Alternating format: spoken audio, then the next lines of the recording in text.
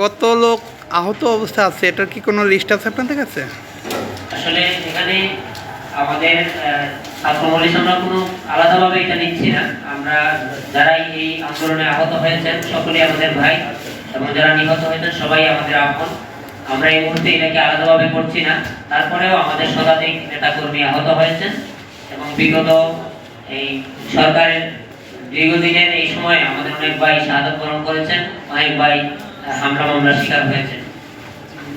এবং আজকে এখানে আমরা উপস্থিত হয়েছেন আমাদের একজন শহীদের পিতা, আপনারা দেখতে পাচ্ছেন উনি একজন মুক্তিযোদ্ধা। ওনার ছেলে আমাদের সংগঠনের সাধারণ বিশ্ববিদ্যালয়ের মেধাবী ছাত্র। তিনি এই সরকারের আমলেই একদম বিনা অপরাধেই তাকে কারাগারে আটকে রেখে দীর্ঘদিন অমানবিক নির্যাতন করে তাকে শাহাদাত বরণ করতে হয়েছে।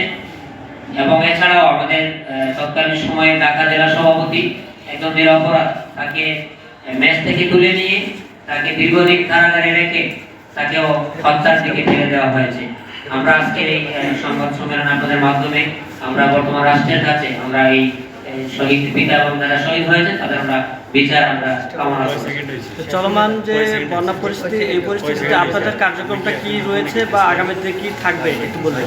চলমান এই বন্যা পরিস্থিতির শুরু থেকেই আমরা কেন্দ্রীয় সংগঠনের পক্ষ থেকে আমাদের সারা দেশে যে জায়গায় বন্যা কবলিত সেই অঞ্চলে আমাদের দায়িত্বশীল ভাইরা অক্লান্ত পরিশ্রম করে মানুষের পাশে আছেন, এবং আমরা মানুষের পাশে অতীতের মতো সামনের দিকে থাকবো ইনশাআল্লাহ। আমাদের আলাদা টিম গঠন করে আমরা কার্যক্রম পরিচালনা করছি। আপনি বলেছেন যে শহীদের পিতা আছে, ওনার ছেলে কিভাবে মারা গেছে, ওনার মুক্তি যদি আমরা শুনতে পেতে।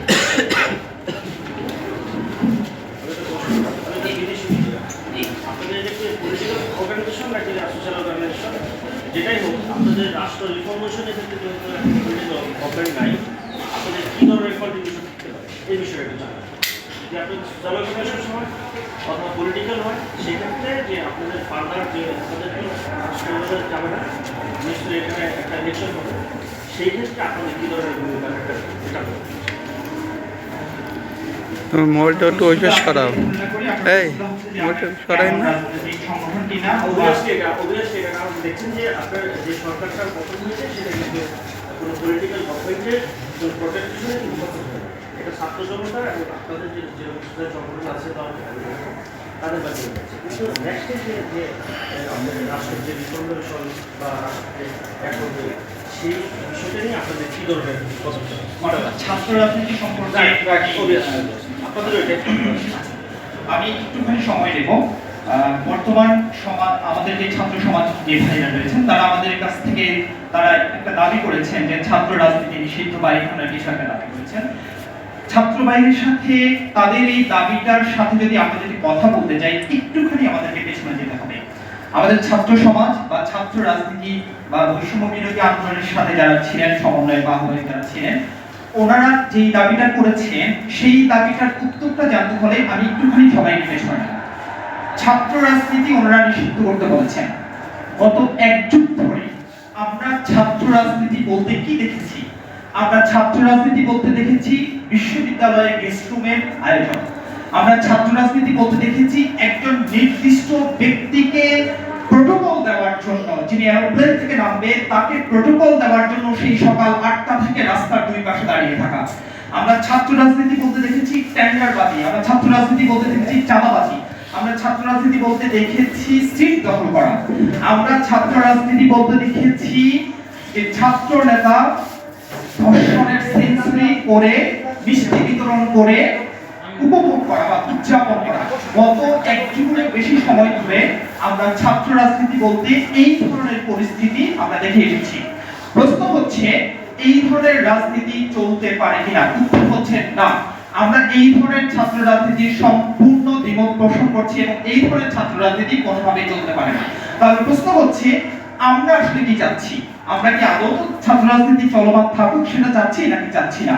উত্তরটা হচ্ছে ছাত্র রাজনীতি বলতে যে ডেফিনিশন দেওয়া হয়, ছাত্ররা সব সময় কথা বলবে ছাত্রদের প্রয়োজন, সুবিধা, অসুবিধা বা দেশের প্রয়োজনে ক্লান্তিকালীন সময়ে যদি কোনো প্রয়োজন থেকে থাকে তাহলে তারা সেটাকে উত্তরণের জন্য সবার সম্মুখ পানে চলে আসবে। দেখা যাচ্ছে আমরা সেই ধরনের ছাত্র রাজনীতি চাচ্ছি যেই ধরনের ছাত্র রাজনীতির কারণে আজকে আমি অথবা আপনি বাংলা ভাষায় কথা বলতে পারছি। অর্থাৎ 1952 সালে যে ছাত্র রাজনীতি ছিল, নতুন মসজিদ সৃষ্টি হয়েছিল, তাদের সেই সাংগঠনিক কার্যক্রমের কারণে আমরা আজকে বাংলা ভাষায় কথা বলতে পারছি। আমরা সেই ধরনের ছাত্র রাজনীতি চাচ্ছি যে ধরনের ছাত্র রাজনীতি 62, 66, 69, 70, 71-এর স্বাধীনতার আন্দোলনের ক্ষেত্রে অগ্রণী ভূমিকা পালন করেছে। আমরা সেই ধরনের ছাত্র রাজনীতি চাচ্ছি যা 1990 সালের স্বৈর শাসকদেরকে বিতাড়িত করেছে বাংলাদেশ থেকে। আমরা সেই ধরনের ছাত্র রাজনীতি এবং গঠনমূলক রাজনীতি চাচ্ছি যেই ধরনের রাজনীতি 2018 সালে কোটা আন্দোলন সৃষ্টি করে পুরো দেশের মধ্যে এক ধরনের দেশের মধ্যে ন্যায় ইনসাফ ভিত্তিক একটি সমাজ তৈরি করতে চেয়েছিল।